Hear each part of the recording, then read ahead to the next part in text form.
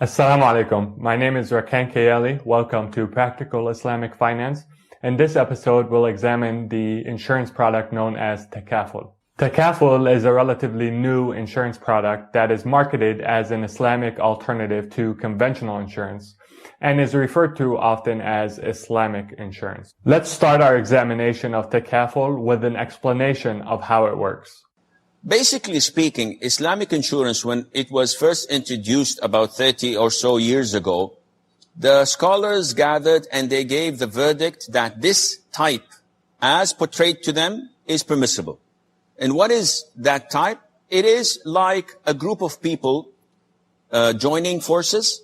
Let's say 1,000 person agree on allocating a wallet, a pot, where they contribute 1,000 riyals for a year. So 1,000 multiplied by 1,000, this is 1,000,000 riyals in this pot. And they agree that anyone who has a car accident or his house is burnt or he has to pay something for an accident that took place, they will compensate that person and they would consider that this money allocated, the 1,000,000 riyals now, is for charity. It's in the sense of helping one another, only for the 1,000 people.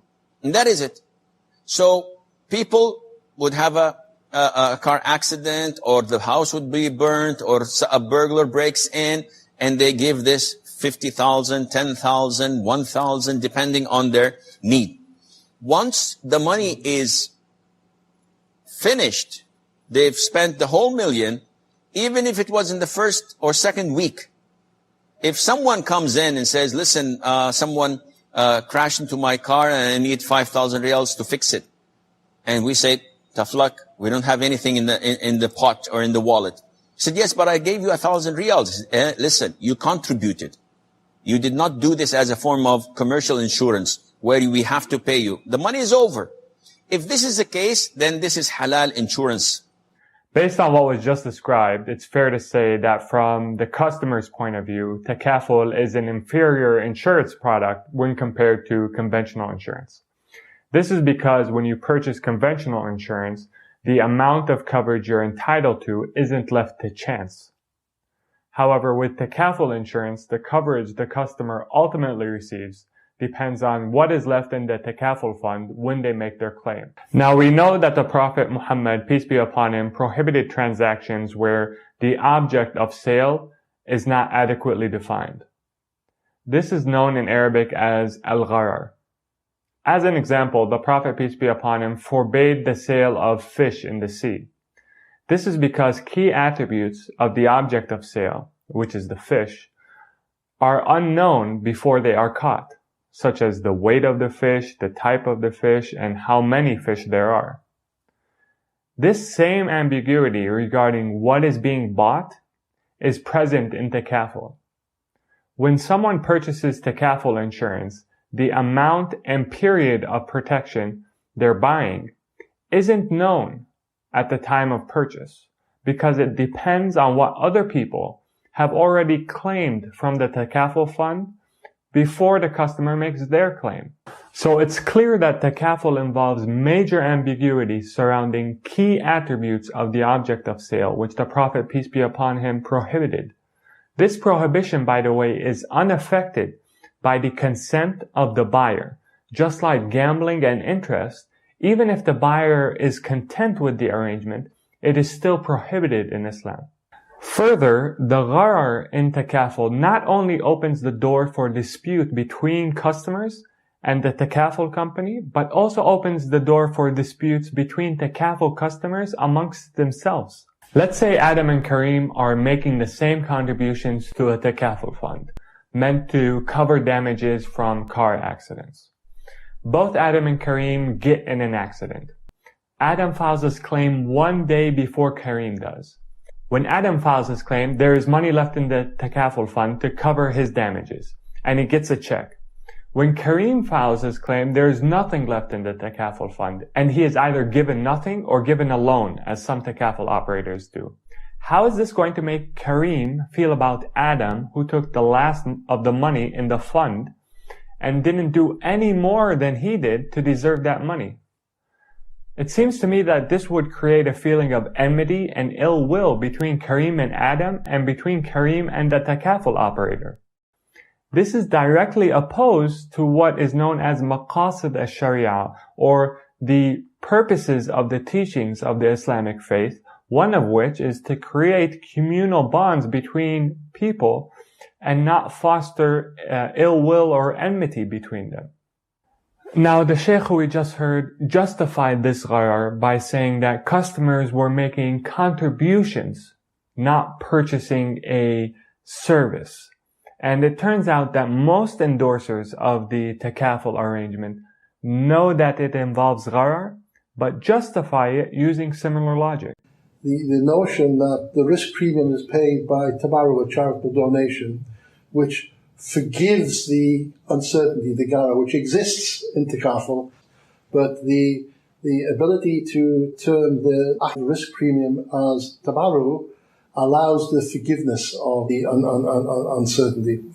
I'm sorry, but payments made by Takaful customers are not donations, even if customers agree to call them that. A true donation is by definition something given with no expectation of return. If I make a donation to my mosque, for example, this doesn't entitle me to make a claim against any assets of the mosque. Additionally, the money I donate to the mosque is not strictly used in service of other people who have made donations. But when Takaful customers make their payments, they are purchasing the right to make claims against the money in the Takaful fund. Further, the Takaful fund only covers those who contribute to it.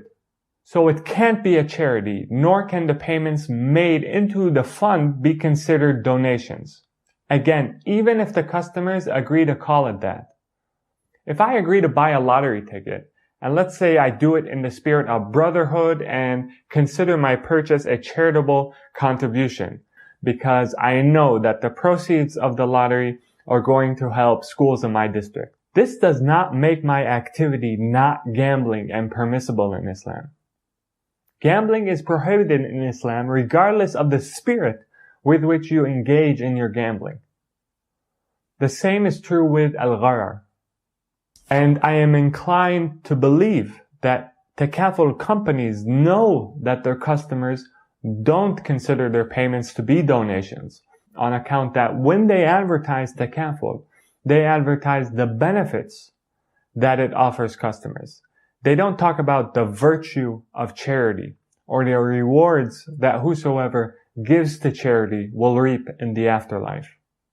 You cannot advertise Takaful as a good insurance product and then when customers purchase your product, call their payments a donation.